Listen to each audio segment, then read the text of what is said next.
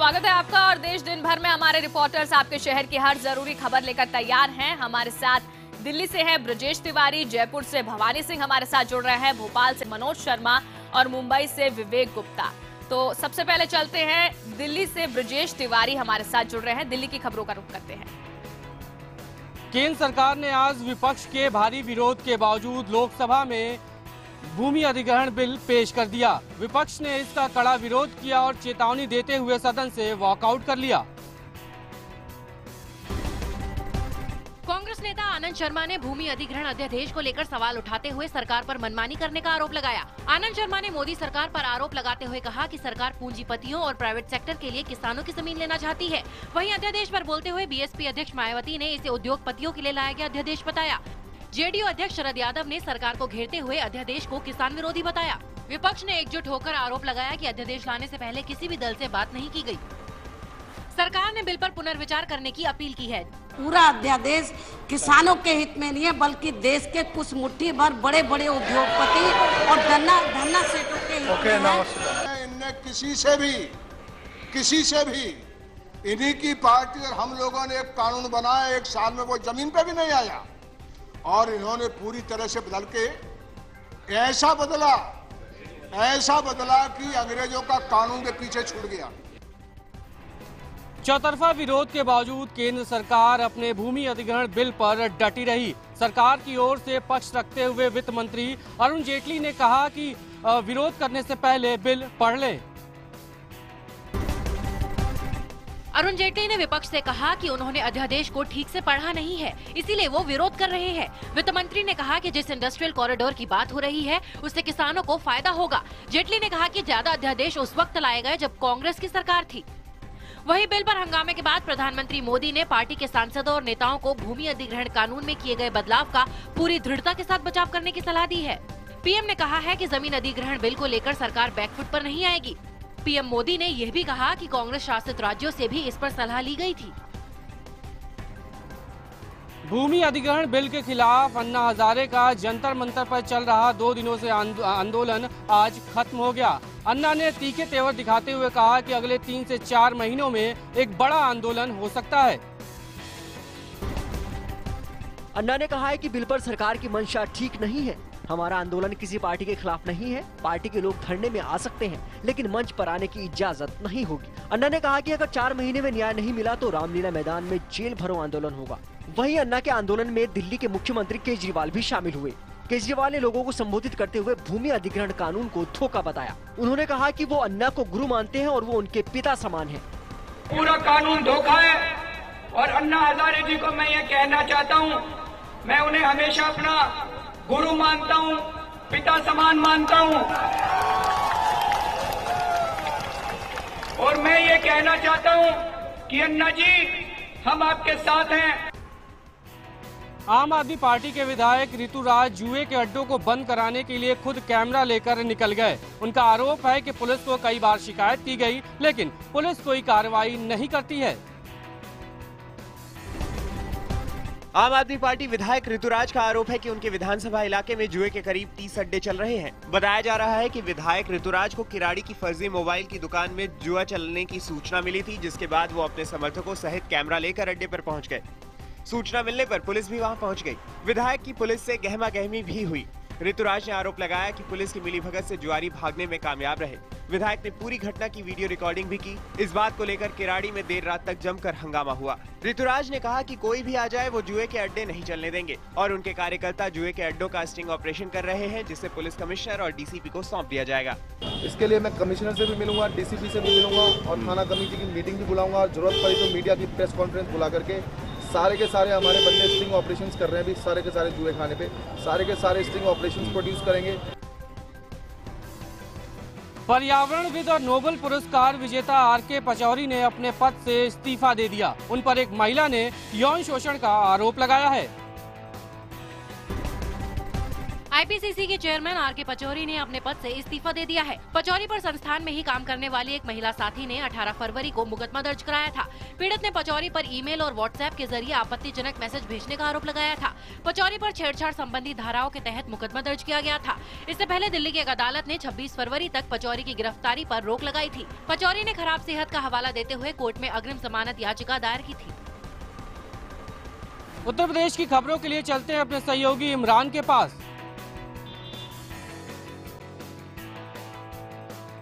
शुक्रिया। 65 सालों से चले आ रहे बाबरी विवादित ढांचे मामले पर नई पहल की गई है। इस नए फार्मूले के तहत विवादित स्थल पर मंदिर और मस्जिद बनाने की बात कही गई है।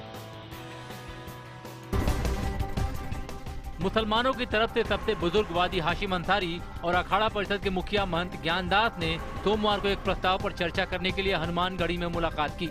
विवाद के निपटारे के लिए जो फार्मूला इजाद किया गया उसके मुताबिक 70 एकड़ की विवादित परिसर में मंदिर और मस्जिद दोनों बनाए जाएं और दोनों धर्म स्थलों को 100 फीट ऊंची दीवार से बांट दिया जाए। बाबरी मस्जिद राम जन्मभूमि का मामला इसको जो है सॉल्व होना चाहिए आपस में भाईचारे से। उनका जो पहल है उसका हम स्वागत करते हैं और उस पर हम काम करेंगे। वहीं बाबरी मस्जिद एक्शन कमेटी को अदालत से बाहर समझौते के आसार नजर नहीं आते, तो बीजेपी नेता विनय कटियार भी इस फॉर्मूले से रजामंद नजर नहीं आ रहे। जब एक पार्टी एक अभिलान उसमें शरीक ही नहीं है, खुद महंत ज्ञानदास जी के बयान के मुताबिक, तो सुलह कैसे हो सकती है कोर्ट में? तो अदालत ने निर्णय सुना दिया, ये राम की जन्मभूमि है, पुराना मंदिर था, राम का मंदिर था, ये तो अदालत से निर्णय आ चुका हाई कोर्ट से। तो इस समय मुसलमान बंधुओं को बात स्वीकार करनी चाहिए, जो उस पक्ष के लोग हैं, बाबरी मस्जिद एक्शन कमेटी के लोग।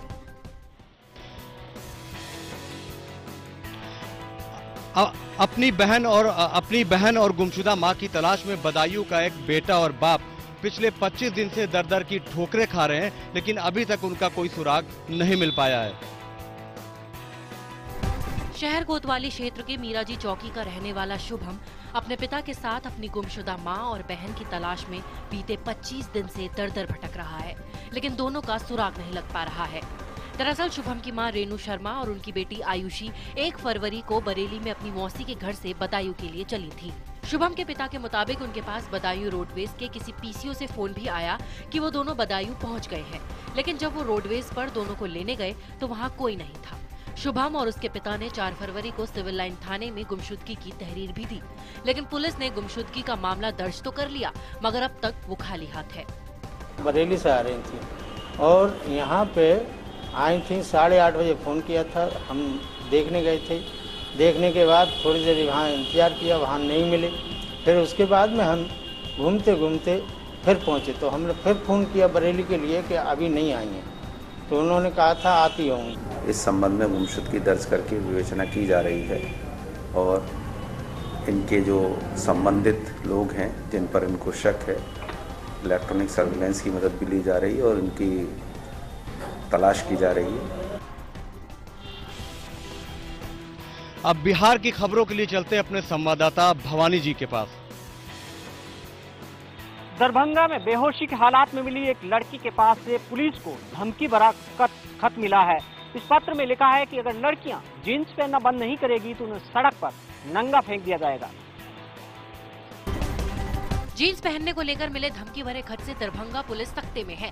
पुलिस के मुताबिक ये खत जिस लड़की के पास से मिला है वो शहर की एक कंपनी में मार्केटिंग की जॉब करती है। पुलिस को पीड़ित लड़की डीएम आवास के पास बेहोशी की हालत में मिली थी, जिसके बाद उसे आईसीयू में भर्ती कराया गया।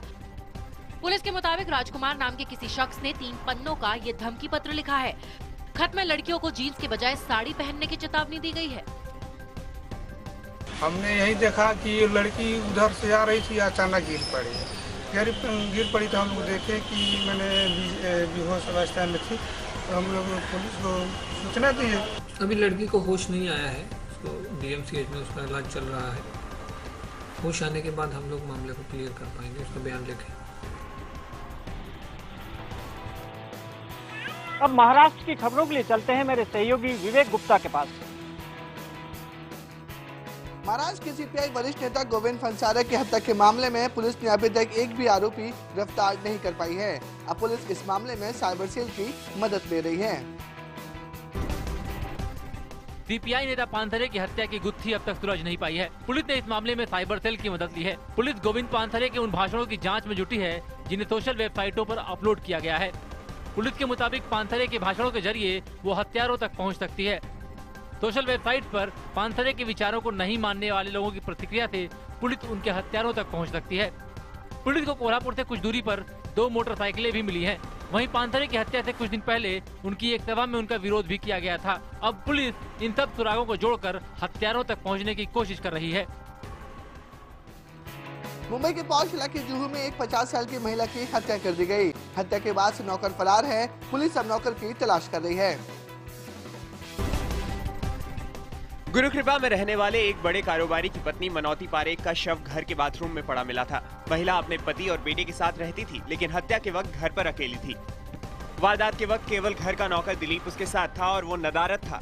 घर का पूरा सामान बिखरा था और लाखों का जेवर और कैश गायब मिला। मनौती के पति ने बताया कि उन्होंने नौकर का पुलिस वेरिफिकेशन नहीं कराया था। बताया जा रहा है कि नौकर अपनी सारी तस्वीरें लेकर भी फरार हो गया है ताकि उसकी पहचान न हो सके। फिलहाल पुलिस को मौके से कुछ अहम सुराग मिले हैं। पुलिस सोसाइटी में लगे सीसीटीवी भी खंगाल रही है और उनका दावा है कि जल्द ही वो आरोपी को गिरफ्तार कर लेगी। आरोपी की जल्द गिरफ्तारी के लिए पुलिस कई टीमें बनाकर छापेमारी भी कर रही है। करीब 35 लाख के जेवर और कुछ कैश ऐसा मिलाकर 35 लाख के प्रॉपर्टी चोरी हुई है। इसमें हमें कुछ लीड्स मिले हैं, उस पर हम काम कर रहे हैं और जल्दी इसमें जो कल्प्रिट्स है वो गिरफ्त में आ जाएंगे। मध्य प्रदेश की खबरों के लिए चलते हैं अपने संवाददाता मनोज शर्मा के पास। इंदौर में लोकायुक्त पुलिस ने आय से अधिक संपत्ति के मामले में एक कांस्टेबल के घर पर छापेमारी की।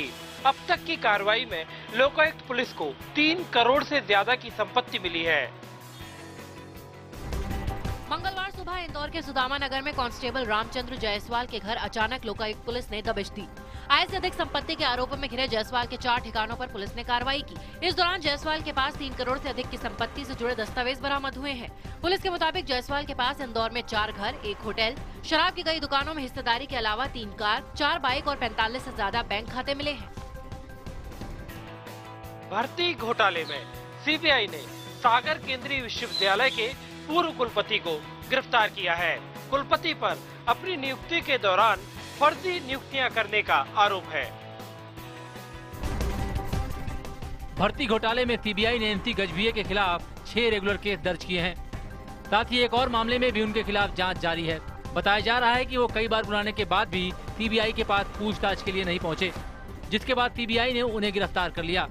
आपको बता दें कि डॉक्टर गजभिये फिलहाल आईआईटी कानपुर में सीनियर प्रोफेसर के पद पर कार्यरत हैं। जिस दौरान भर्ती घोटाला हुआ था उस वक्त वो डॉक्टर हरि सिंह गौर केंद्रीय विश्वविद्यालय के वाइस चांसलर थे। 5 साल के उनके वीसी के तौर पर कार्यकाल के दौरान उनके ऊपर कई मामले दर्ज हुए। जम्मू कश्मीर में सरकार बनने का रास्ता साफ हो गया। बीजेपी और पीडीपी में सरकार बनाने को लेकर हुई बातचीत सफल रही। बीजेपी अध्यक्ष अमित शाह और पीडीपी नेता महबूबा मुफ्ती ने बताया कि राज्य के हितों को ध्यान में रखकर दोनों दलों ने मिलकर जम्मू कश्मीर में सरकार बनाने का फैसला किया है।